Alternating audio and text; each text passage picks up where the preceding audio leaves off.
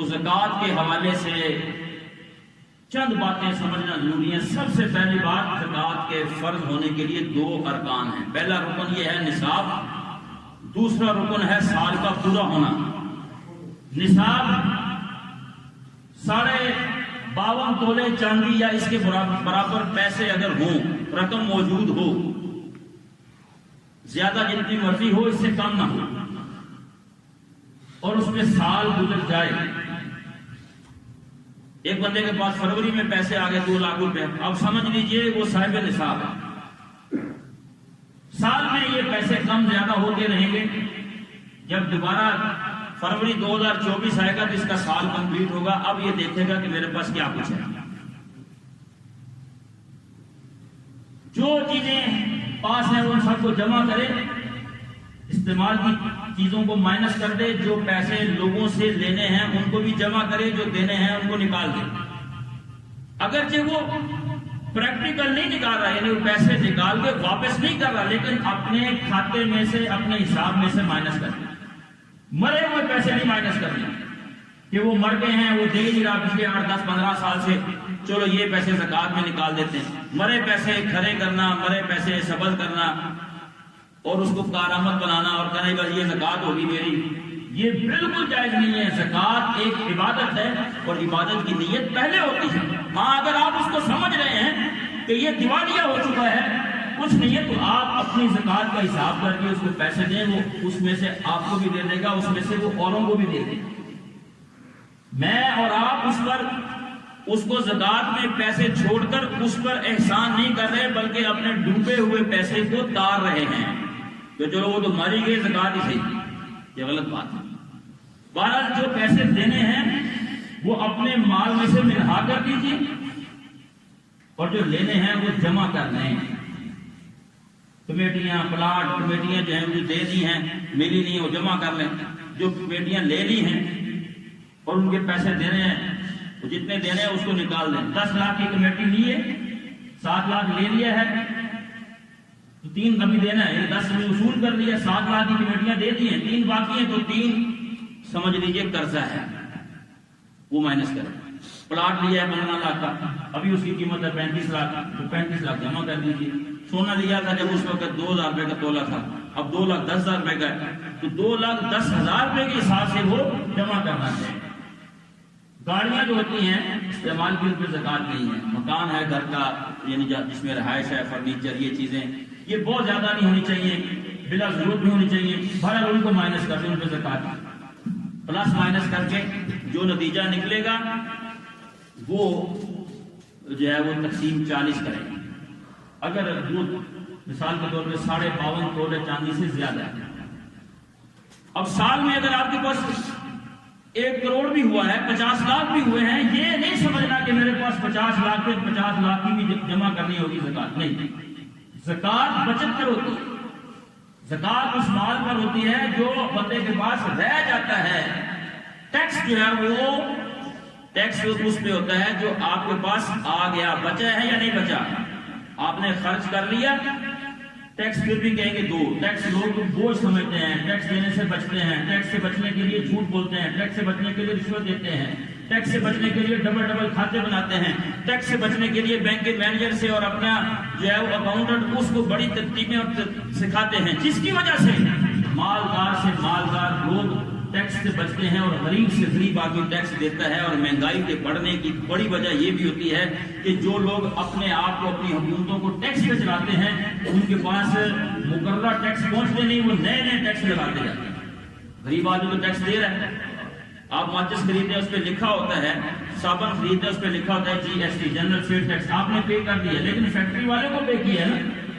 Factory والا آگے income tax کے ڈپارٹمنٹ کو نہیں دیتا۔ میں یہ نہیں کہہ رہا کہ وہ ٹیکس دے، ٹیکس مسلمان پر نہیں ہوتا، لیکن نیچے والا طبقہ دیتا رہتا ہے، اوپر والے لوگ کھاتے بنا بنا کے اپنے آپ کو بچاتے رہتے ہیں، ٹیکس پہنچتے نہیں ہیں، جس سے گورنمنٹ کو ریونیو اکٹھا نہیں ہوتا۔ وہ اپنے آپ کو، اپنے خرچوں کو عیاشیاں کہہ لیں، دفتر کہہ لیں، قبیلہ کہہ لیں، جو بھی کہہ لیں، چلانے کے لیے ان کو نئے فنڈز کی ضرورت پڑتی ہے، پھر وہ اور ٹیکس لگاتے ہیں، وہ کسی بھی شکل میں ڈال کے، جس سے سمجھ آتی ہے کہ مہنگائی بڑھتی جاتی ہے۔ البتہ یہ بات سمجھ لیجئے کہ ٹیکس کوئی بندہ خوشی سے نہیں دیتا، جبکہ زکات پھر بھی لوگ ثواب سمجھ کر دیتے ہیں، خوشی سے دیتے ہیں، اپنے مال کو پاک کرنے کے لیے دیتے ہیں، اپنے حساب کرتے ہیں، بچتے ہیں کہیں ایسا نہ ہو کہ ہم اپنے مال کی زکات نہ دے رہے ہیں۔ تو حساب کیجیے، بہت سارے لوگوں نے زندگی میں اپنا حساب نہیں کیا ہوتا، وہ اپنے آپ کو دیکھتے چیک کرتے نہیں ہیں۔ آپ دیکھ لیں کہ آپ 3 طبقوں میں سے کس میں آتے ہیں۔ ایک زکات دینے والا طبقہ ہوگا، جو زکات دے رہا ہے وہ لینے والا تو نہیں ہوگا، اور ایک طبقہ وہ ہے جو لینے والا ہے، جو لینے والا ہے وہ دینے والا نہیں ہوگا، اور ایک طبقہ وہ ہے جو نہ لینے والا ہے نہ دینے والا ہے، وہ مڈل ہے۔ تو چیک کیجئے کہ میں دینے والے میں ہوں یا مڈل میں ہوں یا آخری میں ہوں۔ زیادہ تر لوگ، کیونکہ پیسہ اتنا ڈی ویلیو ہو چکا ہے کہ زیادہ تر لوگ زکات دینے والے ہیں۔ اگر وہ اپنا حساب کریں گے تو ان کے اوپر زکات بنتی ہے، وہ حساب ہی نہیں کرتے کہ میرے پاس کیا کچھ پڑا ہوا ہے، میرے پاس کتنا جمع ہے۔ وہ یہی سمجھ رہے ہوتے ہیں کہ میں زکات لینے والا ہوں، میرے تو حالات ٹھیک نہیں ہے، میرا یہ مسئلہ ہے، میرا وہ مسئلہ ہے، جبکہ اس کے پاس اتنا سرمایہ ہوتا ہے جو اسلام نے زکات کے لیے نصاب مقرر کیا، اور سال سال گزرتے جاتے ہیں، نہ مال پاک ہوتا ہے، نہ اخلاق پاک ہوتا ہے، نہ یہ فقیری دور ہوتی ہے، نہ یہ تنگ دستیاں دور ہوتی ہیں، مشکلات سے مشکلات پڑتی جاتی ہیں۔ زکات نہ دینے کی وجہ سے جو وبال آتا ہے، جو پریشانی آتی ہیں، اس کا مجھے اور آپ کو اندازہ ہی نہیں۔ تو اپنا حساب کیجیے، اور یہ سارے سال میں جو ابھی ایک بندہ آ گیا اس کو 10 روپے دے دیے، کسی کو 50، کسی کو 500، 1000 یہ بھی زکات میں شامل۔ کچھ لوگوں کی تو یہ عادت بنی ہوئی ہے کہ وہ مہمان آ جائیں ان پہ خرچ کرے تو وہ بھی زکات میں شامل کرتے ہیں، اور کچھ لوگ پوچھتے ہوتے ہیں جی ہم اپنی بہن کو زکات دے سکتے ہیں، اس کو بتا دیں اگر واقعی وہ مستحق زکات ہے تو اس کو زکات دی جا سکتی ہے، بتا دیجیے۔ ہو سکتا ہے کہ وہ زکات نہ لینا چاہتے ہیں، ہو سکتا ہے کہ وہ زکات کا مال نہیں کھانا چاہتے، ہم ان کو زبردستی دے رہے ہیں۔ کئی دفعہ وہ سمجھتے ہیں کہ میرے بھائی نے، میرے فلاں رشتے دار نے، میرے ماموں نے، چچا نے میری مدد کی ہے کہ میں اپنے بچوں کے کپڑے بناؤں، راشن لے لوں، لیکن وہ ان کو پتہ نہیں ہوتا کہ یہ زکات ہے۔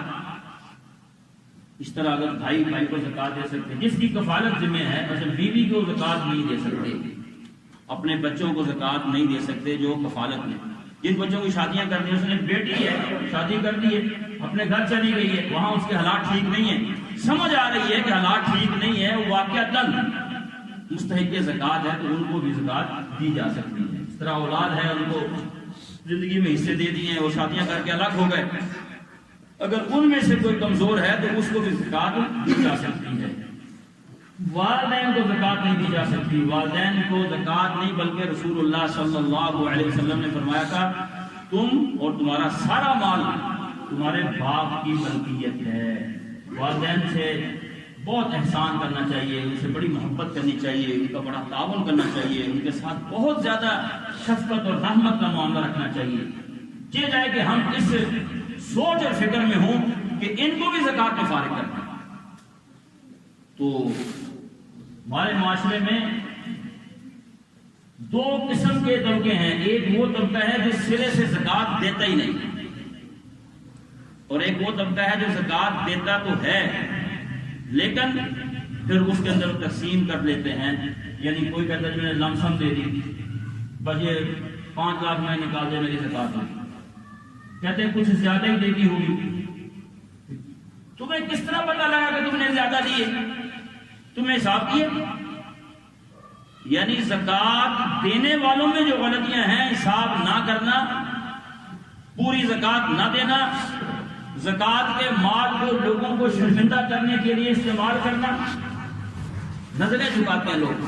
جب بھی آپ ان لوگوں نا زکات دے دو، کہتے ہیں ہمارے رشتے دار نہیں، اب وہ رشتے داروں کو زکات دیتے ہیں، دیں جو مستحق ہیں ان کو دیں، لیکن وہ 2 in 1 کرتے ہیں۔ 2 in 1 کیا مطلب؟ یعنی ان کو پیسے دیتے ہیں اور پھر ان کو اپنے سے نیچا سمجھتے ہیں، حالانکہ بھائی کوئی احسان تو نہیں کیا، کوئی اپنا مال تو نہیں دیا، زکات کی ہے نا۔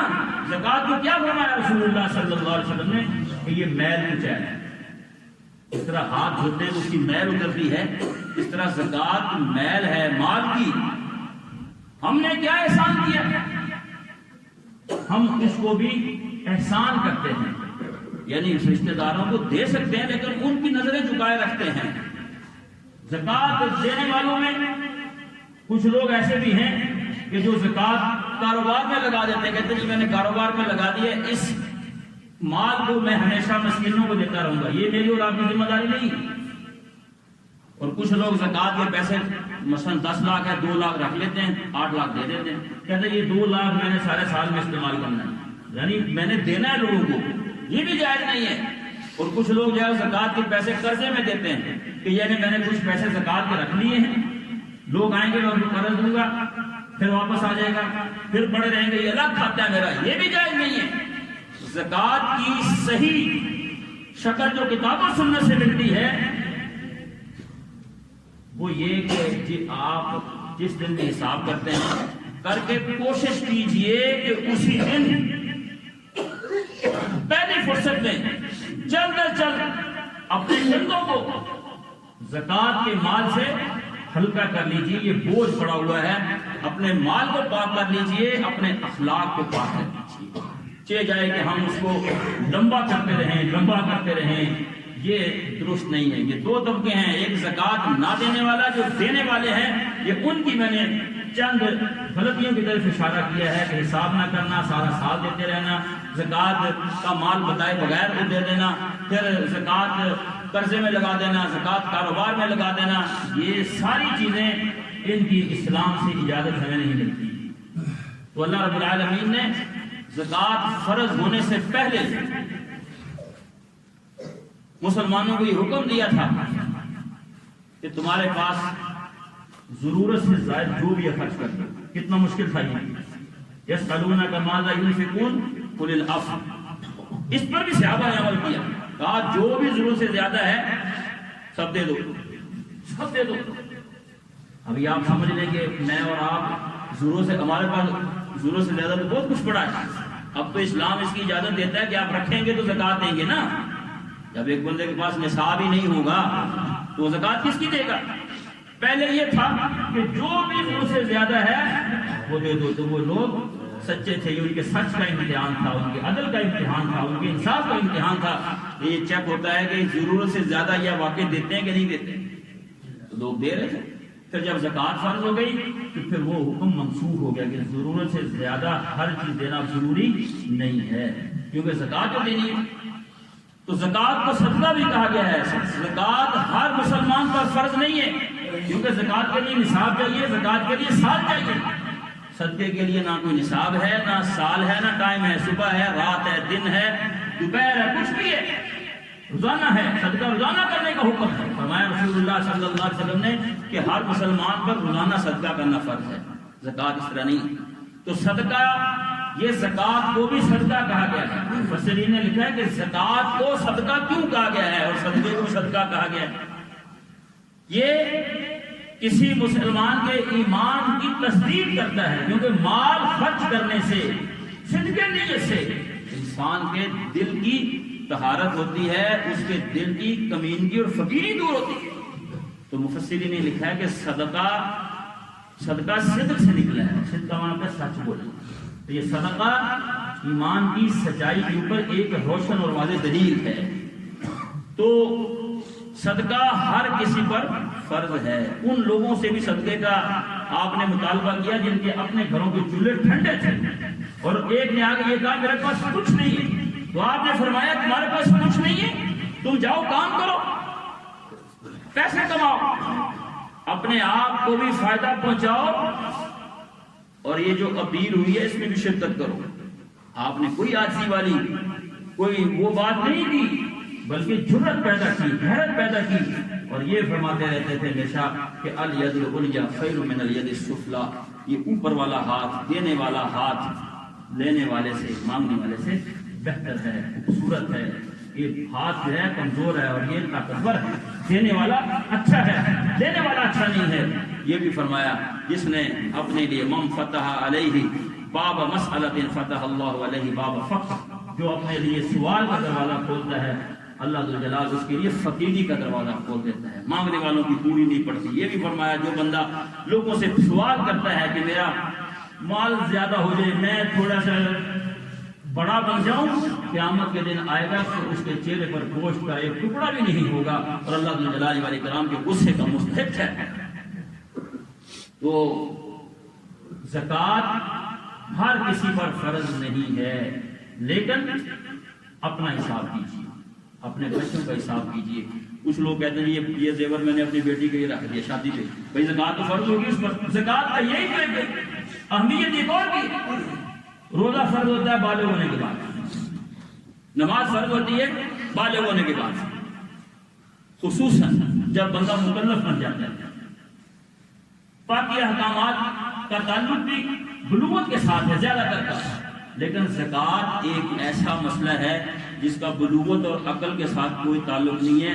اگر بندہ مالک بن گیا، بچہ ہے، وراثت تقسیم ہوئی، باپ کا مال اس کو مل گیا، وہ بزنس میں شیئر ہولڈر ہو گیا، 1 سال کا تھا، اب اگلا سال آیا 2 سال کا، 2 سال کا، تو 2 سال کے بچہ اور 60 سال کے بندے کے اوپر اس مسئلہ زکوٰۃ میں کوئی فرق نہیں۔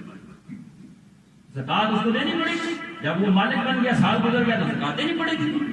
تو وہ کہتے ہیں ہم نے اپنی بیٹی کو دے دیا، ہم نے شادی کے لیے رکھ دیا، بھئی وہ نصاب 10 تولے زیور رکھا ہوا ہے تو نے اس کا 10 تولے پہ زکوٰۃ پڑے گی، دینا پڑے گا آپ کو، زکوٰۃ دینی پڑے گی۔ کچھ لوگ زکوٰۃ سے بچنے کے لیے بد نیتی کرتے ہیں، مال ڈیوائیڈ کر لیتے ہیں، کبھی جمع کر لیتے ہیں۔ یہ رسول اللہ صلی اللہ علیہ وسلم کے زمانے میں بھی شروع میں لوگ یہ کرتے تھے، بکریاں کبھی اکٹھی کر لیتے، کبھی الگ الگ کر لیتے۔ مثلا 40 بکریاں ہوں، 120 بکریوں تک ایک بکری زکوٰۃ ہے، 120 سے اگر ایک اوپر ہو گئی، 121 سے لے کر 200 تک 2 بکریاں ہو جائیں گی۔